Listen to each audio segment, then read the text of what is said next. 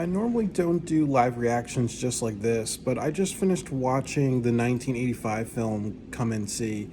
And to me, it's one of the greatest war films ever made, 10 out of 10. And it is such a very beautiful and powerful film in just how it's done in cinematography, editing, acting, it's blocking and staging, and, not just the main actors, but also just the extras and all that. And I really think that, it should be mandatory viewing in all high schools, across the world. It's such a very important anti-war film. And I think that, for a world that's been struggling very deeply with prejudice, this is a great film to show and show how ugliness, what the ugliness of what prejudice can do or lead people to. And really short is Come and See is about this child soldier from Belarus, I believe, or in the Soviet Union, and they're fighting the Nazis during World War II. So it follows what his journey. So what happens is he's forced to leave his home to fight along the Soviets, and then he meets this girl, and then kind of gets separated from the group. So the first part of the film is just about how he has this relationship with this girl, and things are okay for a while. He still has his child innocence, and then what happens is there's a scene where bombs gets dropped, and then he not only gets like PTSD and some shell shock, he loses his hearing, and then afterwards they get separated. So and then what happens to him is that he stumbles across a village where the Nazis are committing brutality against Belarusian people, and then the movie concludes with a lot of just really really tragic things from what the Nazis have done, such as mass killing of people, raping of children, setting people on fire, and really really being nonchalant about it, like almost just finding some Schadenfreude, some humor in what they're doing. And it's very powerful, like how it's directed, because it is very cringeworthy when you are an actor and you're told to be a really despicable character. But also, it's great when actors can play despicable characters and do it very very well, because it needs to be authentic, and if it's not authentic, it takes away. Or like I've heard stories of actors. Like, my friend was doing a project on racism last year, and then what happened was a bunch of people bailed on his project because they felt like it was too dark of a film. And what happens when actors actually push themselves and stick around for really dark performances, you make movies like this with a very powerful message. And it definitely like stuck with me. I would also say too that the makeup work is so strong in this film. Like like obviously there are a lot of characters that are bloodied from war. They've lived in very dirty environments because they've been outside in war zones, and they've been psychologically damaged, and they've survived being incinerated and other stuff, being burnt and other stuff. So the makeup work is very very ugly and garish, but it really fits it. And then also with the cinematography, like they say, there's a lot of shots of the camera following people, so it gets you a feeling of you're being followed. And then there's also a lot of like shadow depth of field, so the person's in focus and they have a blurry background, so you see the textures and the reactions on their face. And it's very frightening. And then there's I think it's called a dioptic shot, where somebody's in focus and then somebody's out of focus. So it's very very interesting to see how that's used. And also too that there's a lot of composition and framing. Like there's a scene where people are trapped in a building, and that's shot very well, because what happens is there's people trapped in the building, and then there's a person on the top level, and you see all these people, and you see this one person, and it's a very good use of contrast. As they say, sometimes they say when there's a lot of stuff going on in a scene, and there's a lot of characters and people, that adds a lot of rhythm, that adds a lot of intensity. But when there's one person in a scene, it takes away from that. And that, it creates a sense of calmness. And I also kind of feel that As far as the color usage, that like with a lot of the costumes, there's a lot of greens because they're traveling within Russia. There's a lot of forest and vegetation, so there's a lot of like viridian, and then there's like a lot of reds, and then there's a lot of like blues. Like it honestly reminded me of Pink Floyd The Wall in the sense of the desaturated, low vibrant colors. But like when a color needs to stand out, that color becomes saturated, just to highlight it. And usually, I think the red's like probably the most saturated color within the movie. The color of blood and bloodshed and fire, um, and it really adds to it. I think like there's a couple of things that I don't like about this film. Like number one, I really do not like this film being categorized as a horror film. Like all war films can be considered horror, but it does kind of deteriorate. It just kind of take away from what you're trying to sell, because a lot of people can look at this as a grindhouse or a exploitation type of film if you kind of like consider it a horror film. And then the next thing is there's a scene where an animal gets shot, and I kind of just felt like, I know it's like the Soviet Union. This was filmed in the 1980s, so obviously in some countries, killing an animal is not a big deal. And obviously, see, in Apocalypse Now, they actually kill a cow and stuff like that. But, like they actually fired one bullet into an animal, it looked like, and the animal, like, slowly dies. So I don't like that usage of animal abuse. Even if you're trying to show brutality in war, that's not the right way of doing it. They even talk about the deer hunter, like they shot real deer, but with tranquilizers just to get the effect of their eyeballs getting dilated. And, it's a different generation, but I just don't feel that was humane. And I also don't feel that was respectful to an animal's life. I think otherwise, the editing is very strong in this film. They talk about like the ending where you see a lot of footage from World War II going in reverse. And I kind of like that as an ending where it's really, really abstract. But it's also like in this film, it does do a lot with psychological horror on the main character, like how the main character is affected by war. So I would call it like a war film, an anti-war film, and like a PTS drama. I will not call it a psychological horror just because it really kind of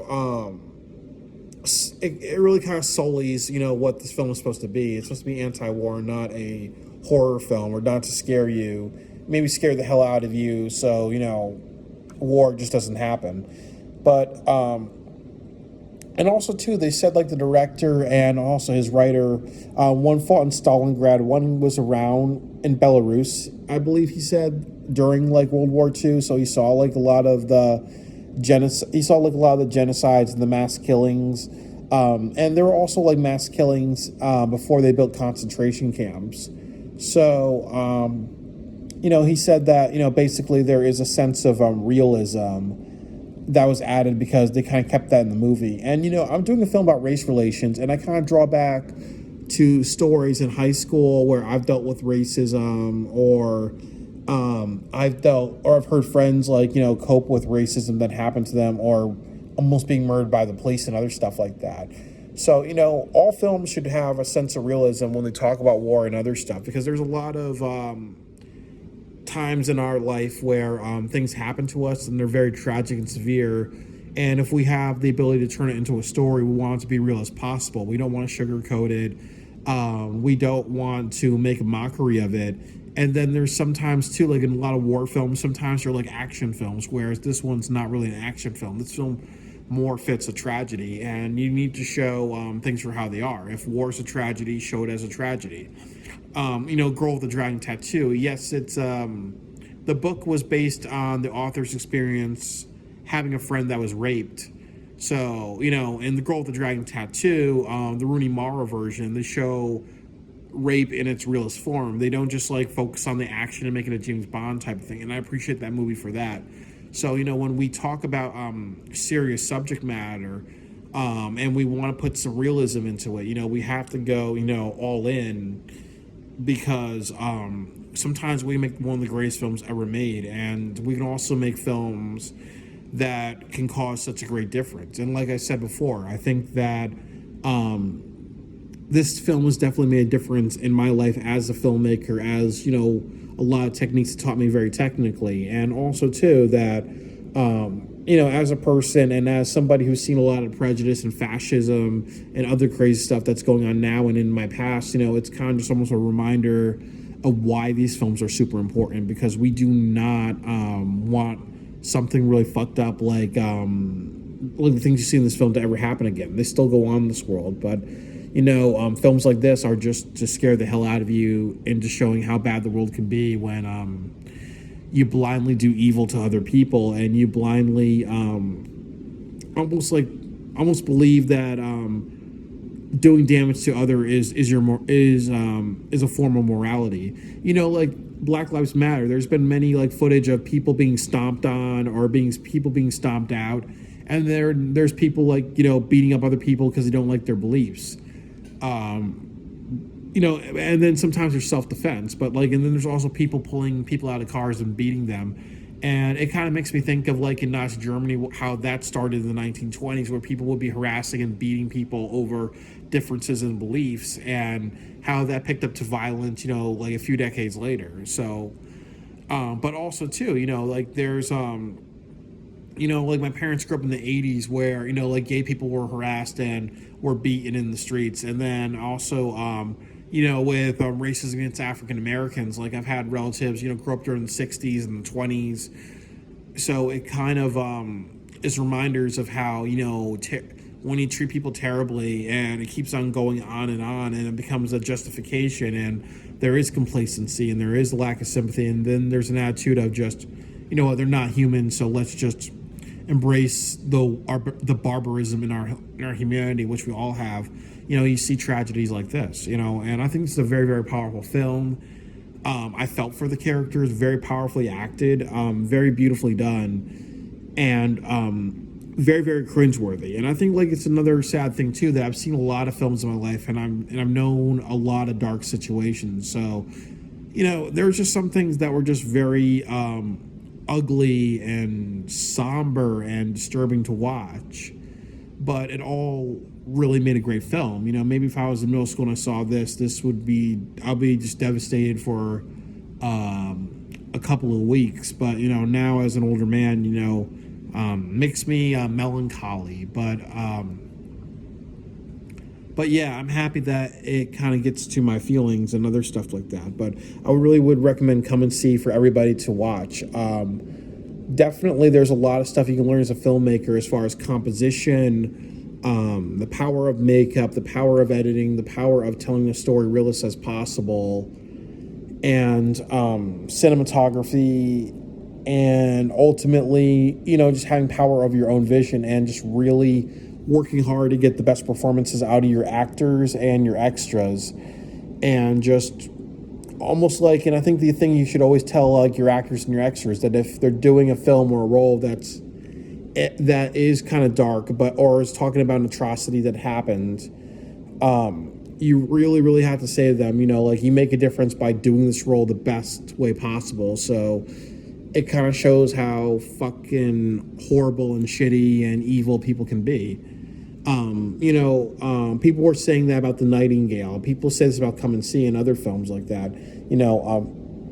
There is a power and there is a need for actors to play despicable characters, because it can encourage people not to turn that way.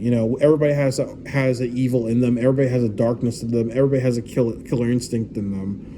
But, when you have things like World War II and the Nazis and other groups of people that just believed in inferior groups, you can see why, over 50 million people were killed in Russia. And I'm not sure how many people were killed in World War II, but, I think it was over 100 million or something like that. But I think it was like 50 million people were killed in Russia, and then over 100 million people were killed worldwide in World War II. So, war is hell. This film definitely shows this. It's a must recommend. It's R-rated, and if I was like a principal, and if I controlled high schools, like this would be something that I would show as a senior year thing, as a very powerful anti-war message. One of the greatest, and probably the greatest anti-war film ever made, bar none.